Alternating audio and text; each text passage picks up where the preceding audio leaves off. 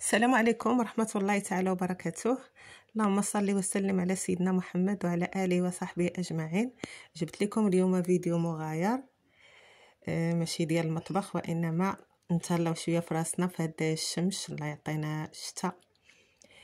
جبت لكم فيديو كيف قلت لكم ديال واحد ليكرون من ارخص لي زيكرون اللي تناخذو. انا دائما تناخذ ليكرون وتناخذ منتجات ديال التجميل بحال هكا، وإلا عجبني تنقتسمو معاكم. هذا الصراحه عجبني، وكيف قلت لكم من ارخص لي زيكرون اللي ممكن تاخذو من الشركه ديال فيشي. ماشي اشهار هذا، وانما غير بحثت عليه، حتى بحثت عليه عاد باش قلت نحطو لكم.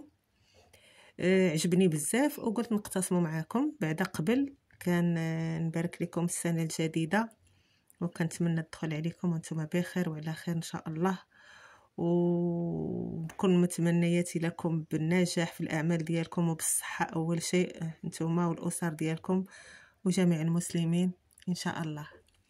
هاد ليكرون خديته كيف قلت لكم رخيص، غادي نقول لكم من بعد الثمن ديالو وغادي تشوفوه، غادي ايطالي على اليد وغادي تشوفوا من لي زيكرون مزيانين ومن لي زيكرون الرخاص اللي تيليقوا البشره الجافه والمختلطه. انا ما خديته حتى سولت عليه، وفيه 50%. وشنو غادي نزيدكم عاوتاني؟ نقول لكم بعض الفوائد. بعدا فيه جوج ديال الانواع، فيه تانتي وفيه لانفيزيبل. بالنسبه للتانتي اللي بغات تدرق شويه لي طاش وداك الشيء وتخرج وتيخلي الوجه زوين بزاف صراحه الله. اللي بغات غير كحمايه للشمس تاخذ لانفيزيبل. الا درتي على وجهك وكتايطاليه، راه البشره ديالنا كتشربو بسرعه، ما تيبقاش يبان، وهو كريمي. بغيت نقول لكم زعما كتمتصو بسرعه وكتخلي فيه واحد اللمعه طبيعيه وهائل، والصراحه يستاهل التجربه. كيف قلت لكم في جوج انواع، خديت انا تانتي، ها هو اللي تشوفوه.